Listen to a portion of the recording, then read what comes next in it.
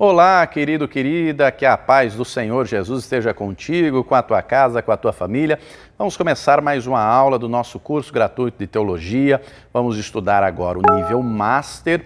A disciplina é Novo Testamento, Epístolas Gerais. E hoje nós vamos estudar a aula de número 58, a Epístola de Tiago. Então vamos ler aqui o versículo inicial, que está na Carta de Tiago, capítulo 1, versículos 5 a 7, que diz assim: E se algum de vós tem falta de sabedoria, peça a Deus, que a todos dá liberalmente, e o não lança em rosto, e ser-lhe-á dada.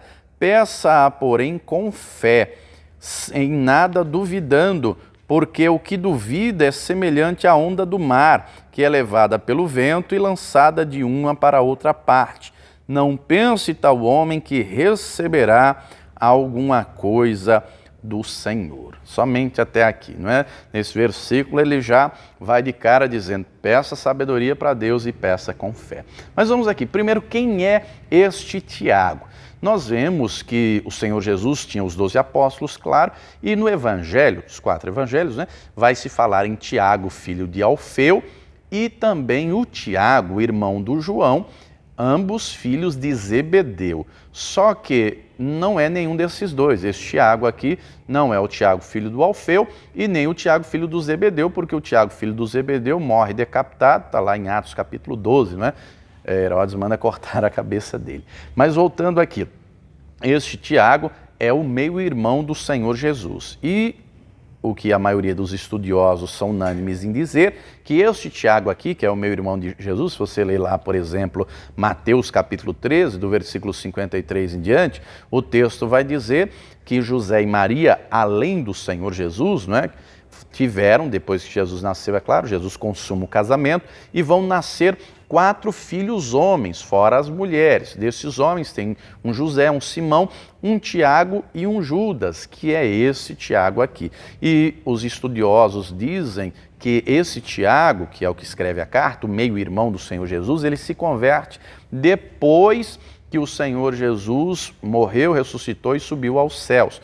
Porque no tempo do Evangelho, se você ler lá, por exemplo, João capítulo 7, versículo 5, o texto é claro em dizer que nem os próprios irmãos do Senhor Jesus criam nele, nem os próprios irmãos criam que ele era o Messias de fato, não é? Mas chega um momento que ele se converte, ele acredita que Jesus é o Messias, e aí ele se torna um líder da igreja. Se você lê em Atos, você já vai ver isso, né?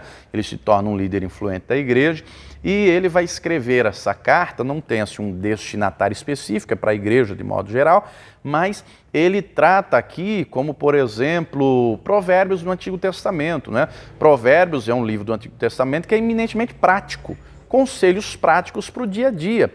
Aqui no livro, na carta de Tiago também, são orientações práticas, claras, objetivas para o dia a dia, para o viver cristão. É óbvio que o pano de fundo da igreja, não é, no tempo que ele escreve essa carta, é uma perseguição violenta. Do mesmo jeito que nós falamos na aula anterior a respeito da carta aos Hebreus, em que o povo estava sendo perseguido, neste tempo aqui, que é próximo, né, a igreja está sendo perseguida de maneira violenta. Então, Tiago escreve com o objetivo de corrigir os erros, o que estava sendo feito errado, para mostrar como deveria ser feito, a maneira correta de fazer. Ele incentiva uma fé genuína, verdadeira, e vai trazendo diversas orientações para o dia a dia prático, não é?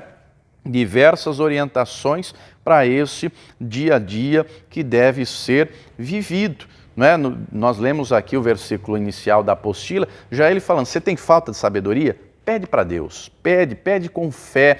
Não é? Ele vai retratar essa fé, a importância da fé em praticamente toda a carta. Não é? Então ele começa dizendo: a sabedoria, se você não tem, peça para Deus. Por quê? Lá em Provérbios, citamos há pouco, né? Provérbios diz, o livro de Provérbios todo enaltece a sabedoria, não é? A ponto de dizer que a sabedoria é mais excelente do que o ouro, do que a prata, do que os rubis, do que a sabedoria é a coisa mais importante e tal. Mas voltando, Tiago aqui retrata porque com sabedoria nós conseguimos tudo. Muita gente tem falta de sabedoria, infelizmente. Por exemplo, lá em Provérbios 14, versículo 1, o texto diz: a mulher sábia edifica a casa, o tolo destrói. O homem sábio também está apto, instruído por Deus para ter uma vida abençoada. Então, nós precisamos de sabedoria e o Senhor Jesus é a sabedoria de Deus. A palavra de Deus nos traz sabedoria, nos traz entendimento. Então, logo de cara, ele começa falando da importância da sabedoria. Em seguida, ele já vai falando de resistir às provações, né? Olha o que está escrito aqui, Tiago, capítulo 1, versículo de número 12. Eu estou lendo aqui, eu uso geralmente a tradução King James, que é a tradução mais contemporânea, facilita mais o entendimento, tá? Tiago 1,12, está escrito assim: feliz a pessoa que persevera na provação. Se você tiver uma versão Almeida, na versão Almeida vai estar escrito tentação. Só que não é tentação porque o versículo seguinte já traz a explicação. Deus não pode ser tentado pelo mal e ele a ninguém tenta. Então, tentação no sentido de provação. Então, voltando aqui à leitura. Tiago 1, versículo 12. Feliz a pessoa que persevera na provação, porquanto, após ter sido aprovada, receberá o prêmio da coroa da vida que Deus prometeu aos que o amam. Entretanto, ninguém, ao ser tentado, deverá dizer: estou sendo tentado por Deus. Ora, Deus não pode ser tentado pelo mal e a nenhuma pessoa tenta. Cada um, porém, é tentado pelo próprio mau desejo, sendo por esse iludido e arrastado. E em seguida, esse desejo, tendo concebido, faz nascer o pecado, e o pecado, após ter sido consumado, gera a morte. Então ele deixa claro, no momento da provação, se alegre, não é? Como diz o louvor, não sei se você já ouviu, depois ouça, vou passando pela prova, dando glória a Deus. As provações da vida vêm, amados, é necessário, não é? Isaías 48:10 diz que Deus nos purifica como uma fornalha, na fornalha da aflição. Olha só, Deus permite as aflições, os problemas para nos achegarmos a Ele, para buscarmos mais a Ele, para exercitarmos a nossa fé. Se não tiverem problemas, lutas, dificuldades, como é que teremos músculos espirituais? Como é que teremos uma fé fortalecida? E é isso que ele vai discorrer aqui na carta, não é? Quando você estiver passando por uma provação, não murmure, não reclame, glorifique, creia, não é? Você está no deserto, mas você vai sair do deserto e vai chegar no tempo da bênção. O deserto é uma escola, o deserto é um aprendizado, o deserto é para saber que está na dependência de Deus. E aqui nós temos uma conotação óbvia, é claro, se você pegar lá o Antigo Testamento, né? O povo que saiu do Egito rumo à Terra Prometida, dos que saíram do Egito, 600 mil homens, só 2 entraram na Terra Prometida, só Josué e Caleb, porque uma geração inteira foi tomada de incredulidade. Leia depois, não é, o texto lá de Números 13 e o capítulo 14, que é quando Moisés envia os 12 espias, depois eles voltam e 10 infamam a terra, faz o povo esmurecer, deixam Deus irados por conta da incredulidade. E Josué e Caleb animam o povo, vamos lá, eles vão ser o nosso pão, nós vamos conseguir, se Deus se agradar de nós e tal. Só que o povo é tomado de incredulidade, Deus fica irado e Deus diz, olha, os 40 dias que eles passaram lá na Terra Prometida vão se tornar em 40 anos. O murmurador não chega na bênção, o incrédulo não alcança nada, não é? O incrédulo não alcança. Nós vemos no Evangelho, por exemplo, houve lugares, está escrito em que Jesus operou poucos milagres por causa da incredulidade deles. Não é? Tratamos também na aula passada, que foi a carta aos Hebreus, não é? Sem fé é impossível agradar a Deus, é necessário acreditar e é necessário ter compreensão, entendimento espiritual. Está diante de uma prova? Não desista, não recua, porque você está sendo provado, mas também será aprovado. Não desista, não recue. Romanos 12:12, o texto diz assim, sede paciente, alegrai-vos na esperança, sede pacientes na tribulação, perseverar em oração. Tiago vai trazer aqui diversos encorajamentos para o povo e ele vai trazer de maneira clara a orientação de como viver na palavra. Né? Ele vai trazer a conotação, o contraste da falsa religião, da religiosidade, que isso é um perigo. Né? Vamos continuar a leitura aqui. Olha o que diz aqui, Tiago capítulo 1, eu vou ler aqui a partir do versículo 19, que diz assim, assim, meus queridos irmãos, tende esses princípios em mente. Toda pessoa deve estar pronta para ouvir, mas tardio para falar e lento para se irar, porque a ira do ser humano não é capaz de produzir a justiça de Deus. Portanto, livrando-vos de todo tipo de impureza moral e aparência de maldade, recebei humildemente a palavra em vós implantada, a qual é poderosa para salvar a vossa vida. Sede praticantes da palavra e não simplesmente ouvintes, iludindo a vós mesmos.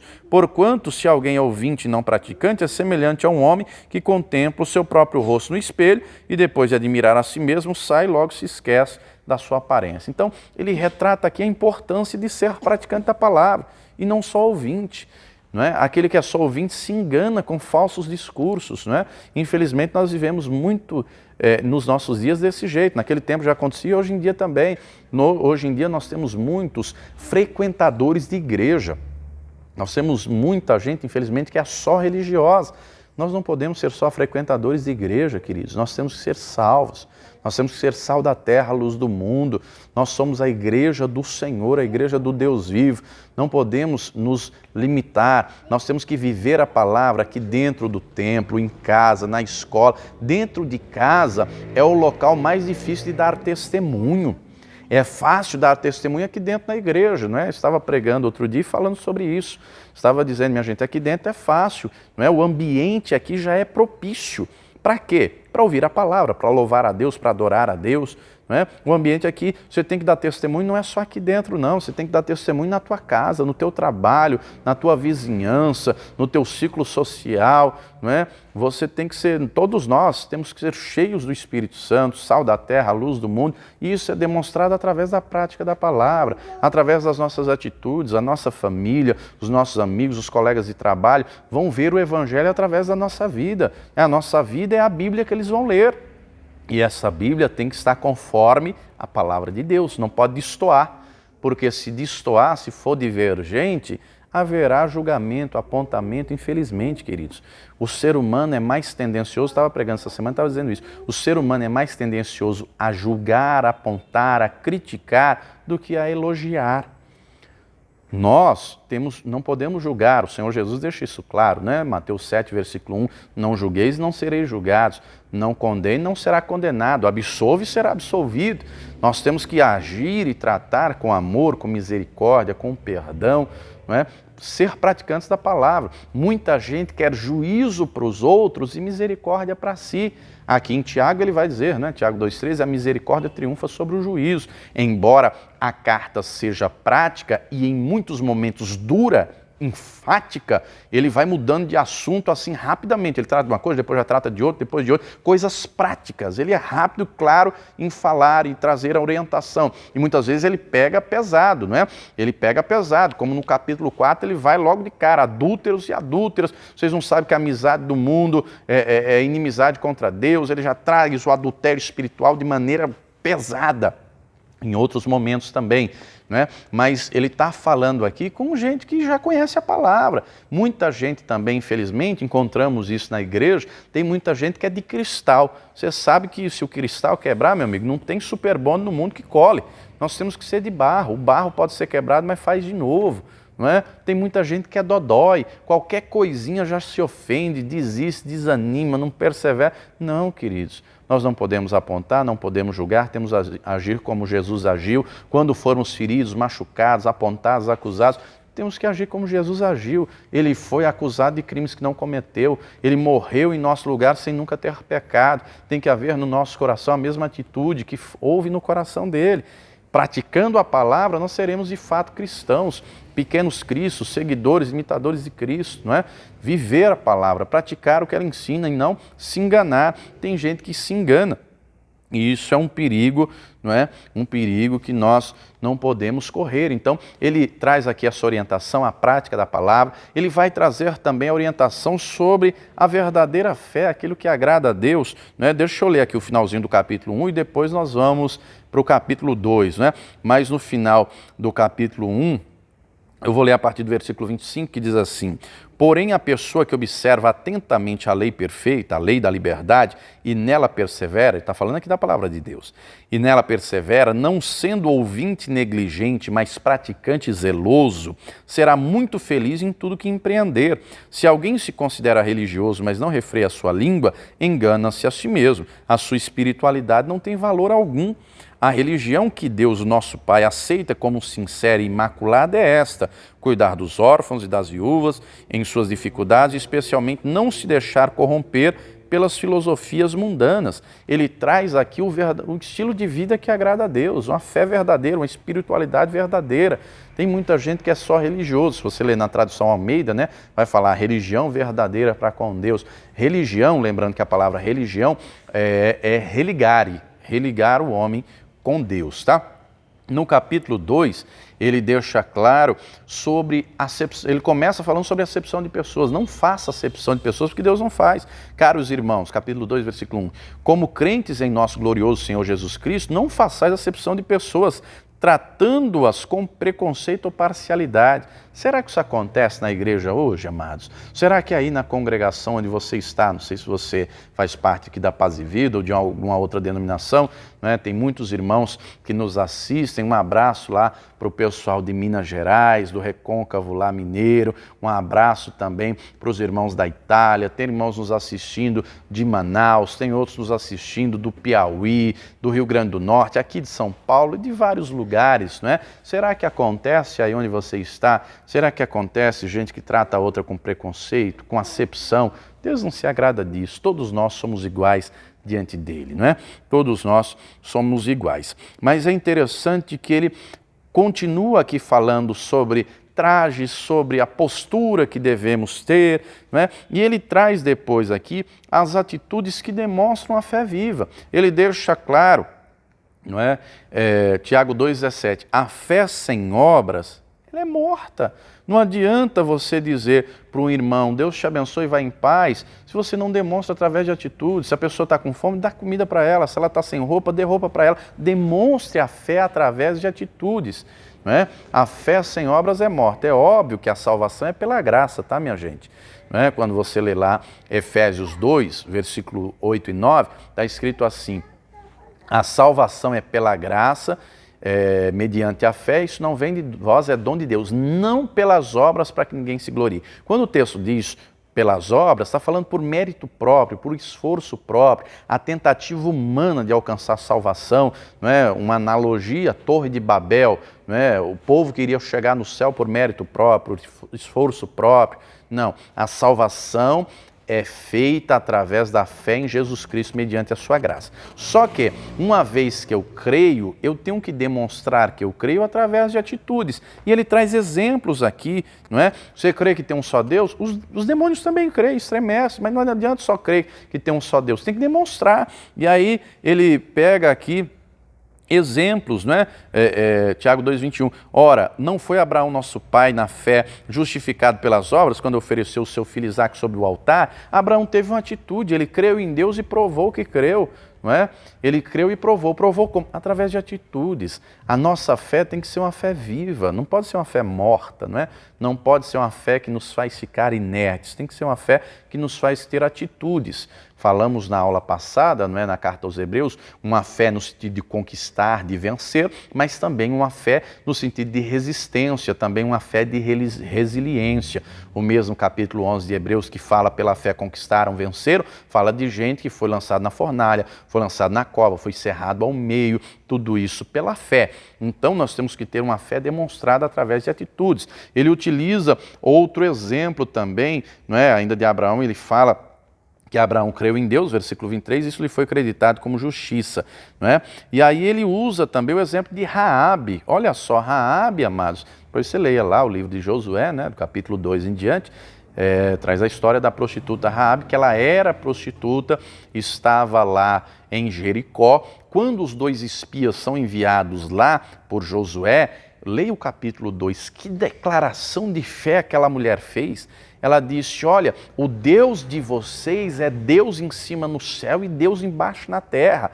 O Deus de vocês é vivo, é poderoso, eu sei que o Deus de vocês já entregou toda essa terra na mão de vocês, agora façam uma aliança comigo para me poupar a mim e a minha família. E ela faz aquela aliança porque ela creu em Deus. O capítulo 6, que narra a destruição de Jerusalém, ela e a família dela vai ser poupada, não é? E depois, se você ler lá tanto Lucas quanto Mateus, que traz a genealogia do Senhor Jesus, ela vai entrar na genealogia, ela vai se casar, não é? E vai, olha a honra que Deus vai dar a ela vai fazer parte da genealogia do Messias, do Salvador, mas porque ela creu. Antes ela era uma prostituta, mas pela fé que ela teve em Deus, ela deixou aquela vida de prostituição, de pecado, ela deixou aquele povo, se tornou parte do povo de Deus, não é? Se tornou parte do povo de Deus e foi viver pela fé, e Deus a honrou. Então a nossa fé tem que ser demonstrada através de atitudes, a nossa fé tem que ser viva, não pode ser uma fé morta, não é? Aqui no capítulo 3, ele começa dizendo sobre os mestres que se acham, que se gabam, começa falando aqui também no capítulo 3 muito sobre a questão da língua, que nós temos que ter muito cuidado, isso é muito perigoso. Ele chega a dizer que a língua é inflamada pelo inferno. Quando que a língua é inflamada pelo inferno? Quando alguém empresta a boca para o diabo. Geralmente, naqueles 5 minutos de ira, de nervosismo, enfim, que às vezes a pessoa fala palavras duras e fere a quem ouve. E geralmente fere quando é alguém próximo, marido, esposa, filho, filha, irmão, pastor, obreiro, irmão da igreja, enfim, quando tem proximidade, fala algo, vai ferir. Isso é perigoso, nós temos que ter cuidado com a nossa língua. Ele dá um exemplo claro, nós colocamos freio nas bocas dos cavalos e dominamos o seu corpo. Nós temos que refrear a nossa língua, a nossa boca, minha gente, tem que ser um manancial de bênção.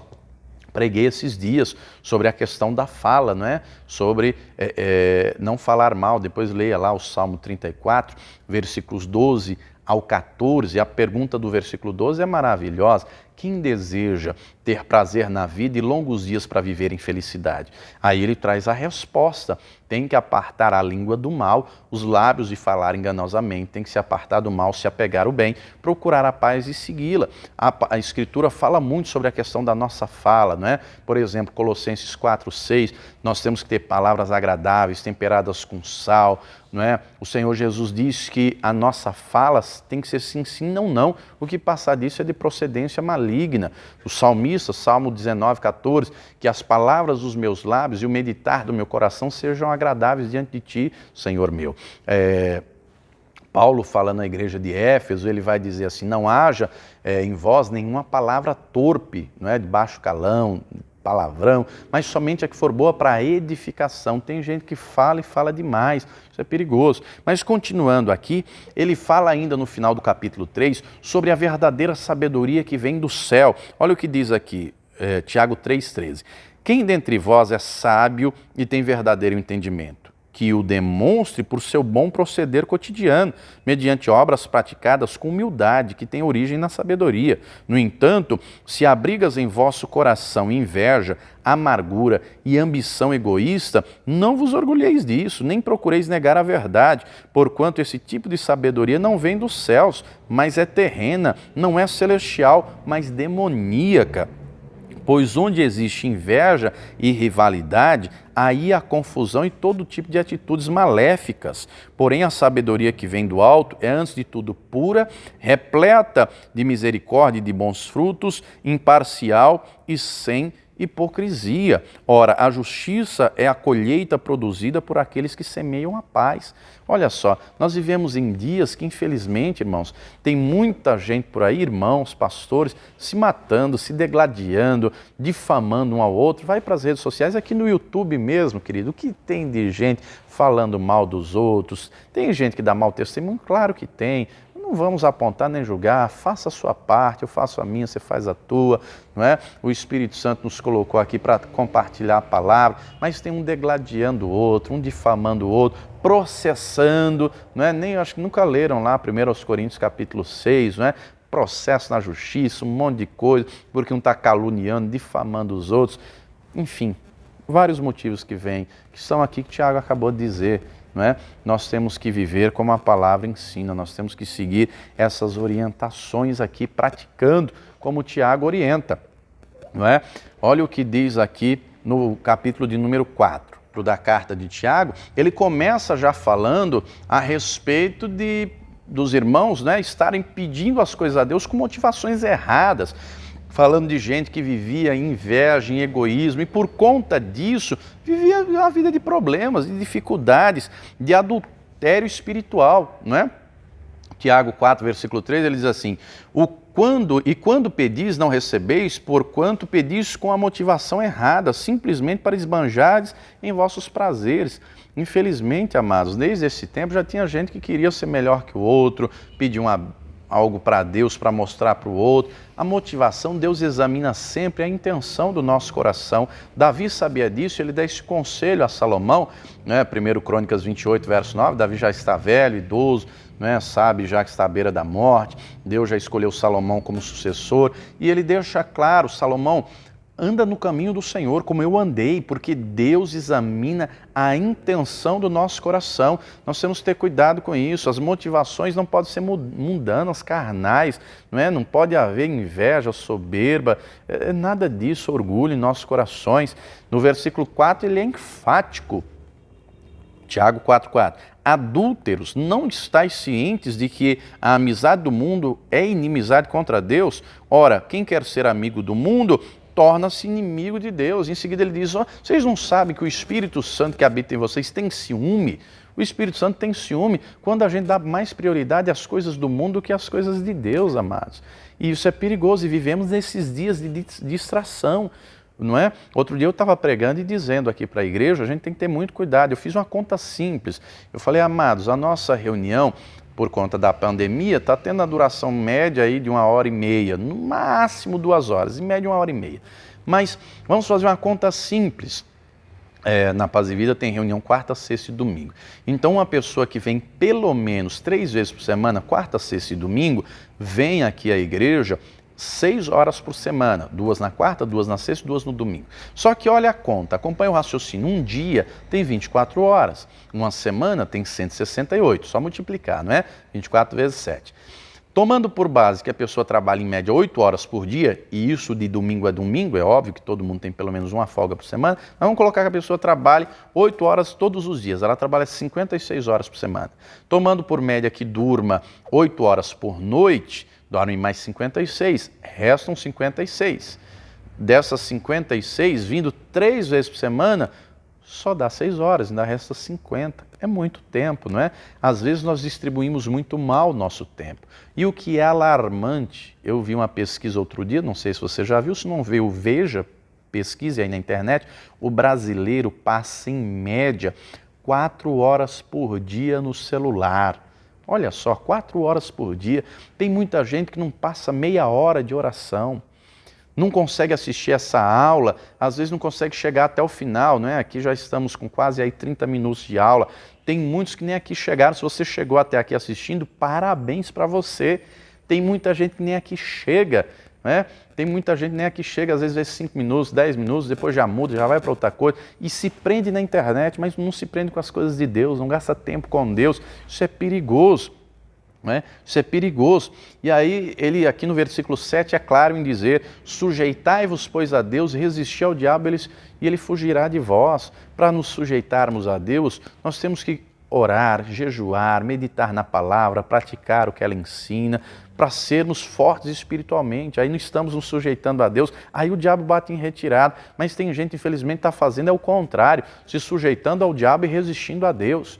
Não é? Tem muita gente que, infelizmente, está fazendo isso porque não entendeu ainda. Tem coisas, amados, que só Deus faz, é claro. Milagre, sobrenatural, só Deus faz. Mas muitas coisas nós temos que fazer. Deus não vai fazer o que é para nós fazermos.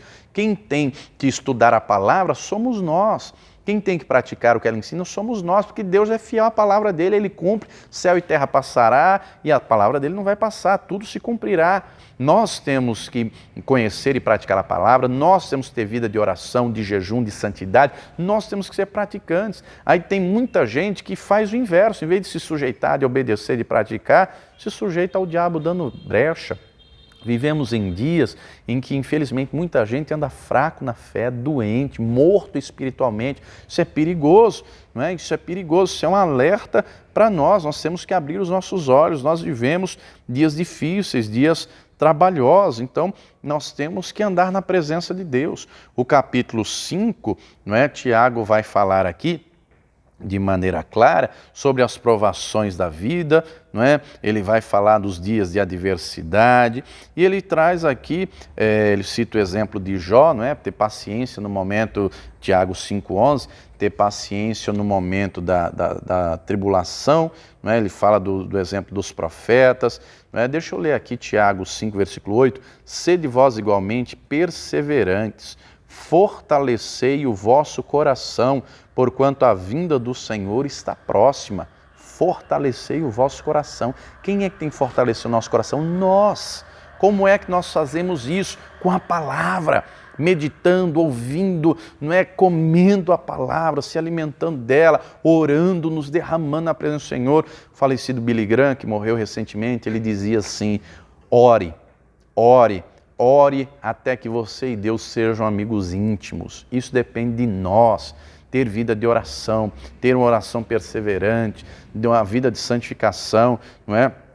Ele fala sobre isso, Tiago aqui 5, versículo 13, está alguém entre vós sofrendo? Faça oração. Está alguém alegre? Cante louvores. Está alguém doente? Chama os presbíteros da igreja. Versículo 15, a oração feita com fé curará o doente. Não é? Versículo 16, confessai os vossos pecados uns aos outros e orai uns pelos outros para sarates, para seres curados. A oração feita por um justo é poderosa e eficaz. Na tradução Almeida diz, pode muito em seus efeitos. Aí ele cita o exemplo aqui de Elias. Elias era um homem como nós, mas ele orou, né, e não choveu durante 3 anos e meio. Depois ele orou e choveu. Se você ler o texto lá de primeiro livro de Reis 18, o texto diz que ele ora muito, ele baixa a cabeça no meio dos pés e manda o moço lá, vê lá se está vindo chuva. Não, mas vai de novo, segunda vez, terceira, quarta, quinta, na 7ª vez, o moço volta dizendo, eu vejo uma pequena nuvem do tamanho da mão de um homem. Quer dizer, Elias perseverou em oração. Do mesmo jeito nós temos que perseverar em oração, porque assim as coisas se movem, né? As coisas espirituais se movem. Os conselhos da palavra, amados, são práticos, são para praticarmos, vivermos, né? A carta de Tiago é maravilhosa, depois leia completa, eu dei aqui uma pincelada nos principais pontos, mas leia a carta completa, são apenas 5 capítulos, separe o seu devocional diário para você meditar na palavra, orar, louvar, enfim, separe o seu devocional, se dedique, seja praticante da palavra, tá? Vou ficando por aqui. Se você gostou desta aula, deixa o teu joinha, o teu like para nos ajudar. Se não é inscrito ainda no canal, clique nesse botãozinho vermelho de se inscrever, é gratuito, você não vai pagar nada, tá? Compartilhe com outras pessoas, se foi edificante para você, será para outros também. E você também é convidado a se tornar um pregador do telhado, a contribuir com esta obra, tá? Você é convidado, está aparecendo aqui os números das contas aqui da Paz e Vida, faça o teu depósito, a tua transferência e depois envie o recibo comprovante para este número aqui do WhatsApp que eu vou enviar para você os e-books do pastor João Ribe Palharim que vão abençoar a tua vida, tá bom? Deus te abençoe, até a próxima aula e viva o Senhor Jesus!